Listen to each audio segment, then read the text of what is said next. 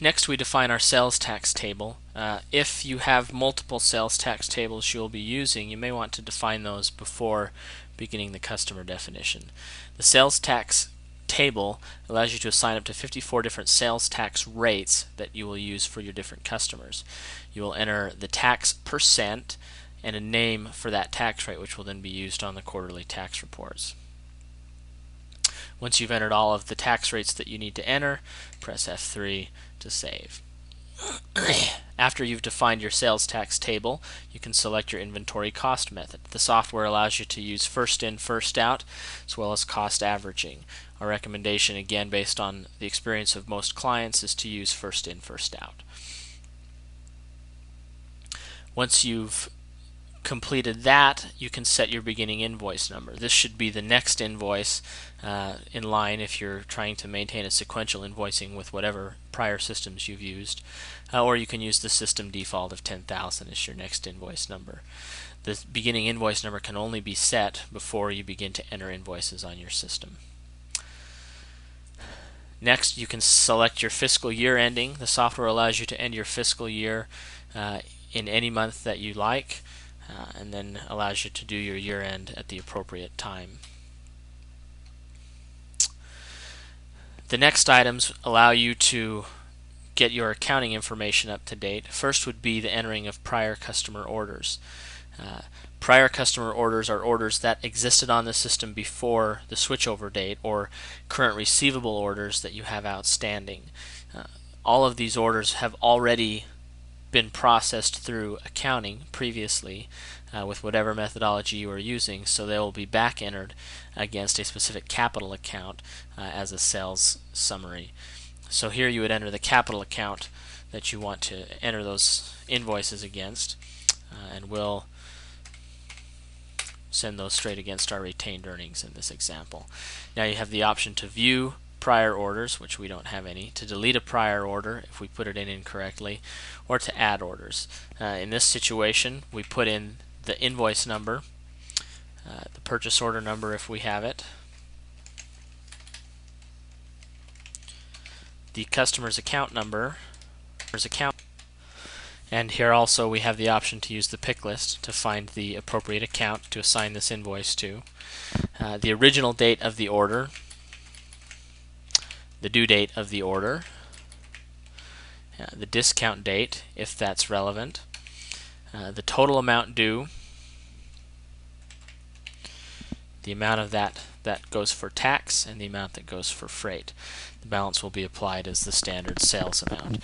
These items are automatically posted to the general ledger as they're entered. All of your current receivables would be entered to this screen, allowing you to have those flow into the BPA accounts receivables module and be accounted for properly.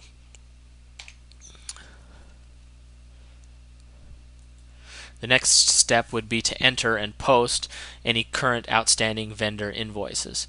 This option only needs to be done if you intend to use the accounts payable method of paying invoices rather than simply the manual check method.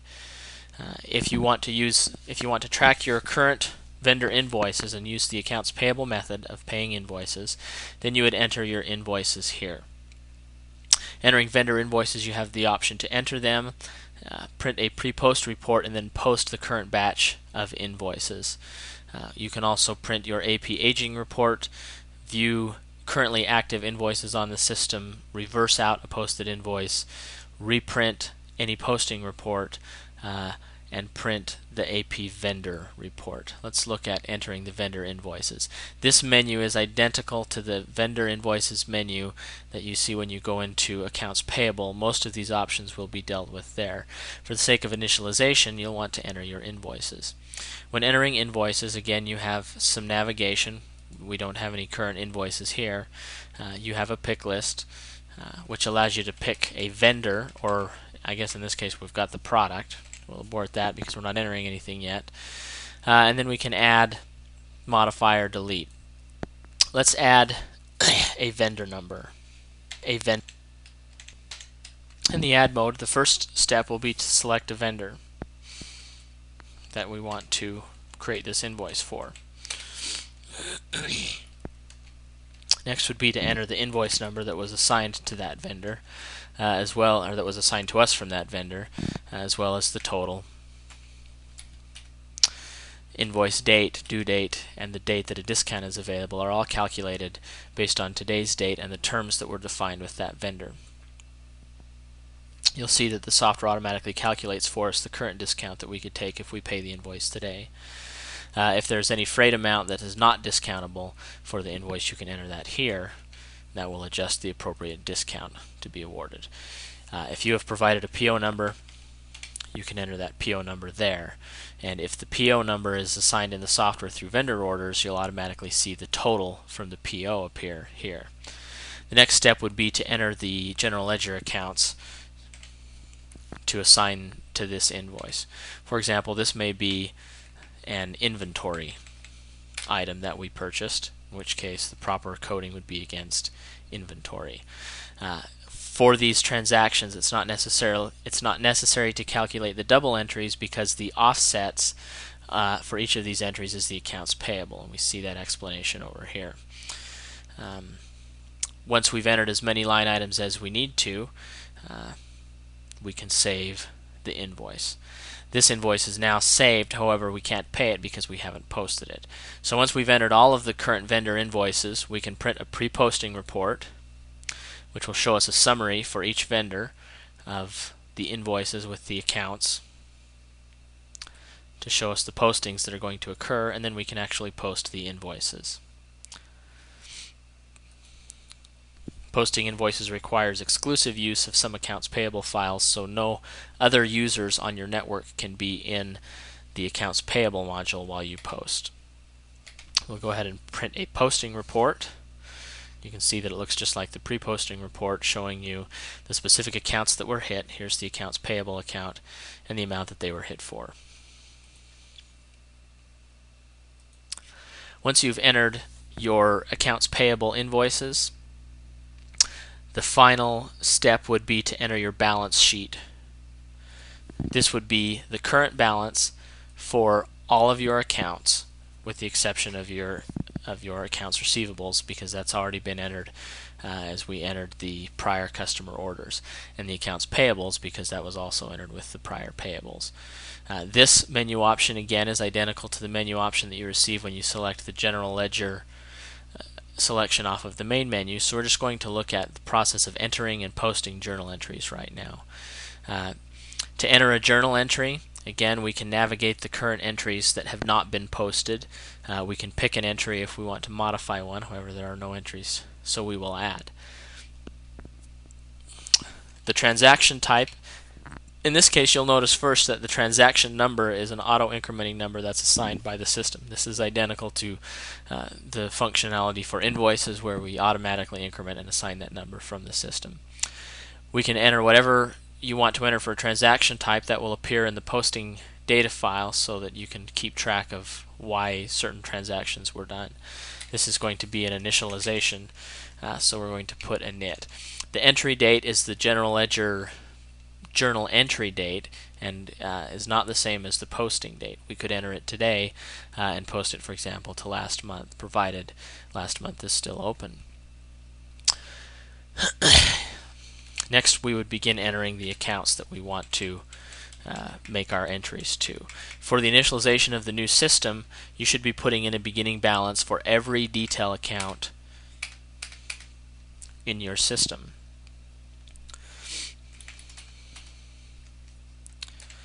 If you want to break it up and make it easier, then you can try to do so. However, you must remember that each entry has to balance. The software will not allow you to post an entry if it doesn't balance, or to save an entry. So for example, let's put one more account. That entry balances. Let's modify it and add some more information. Let's put in some office supplies for $100, and we'll see that this entry does not balance. No, we don't need a printed edit list. Now we see that before it will allow us to save, we have to create an entry that balances. So Let's go create an entry that balances, and we can save.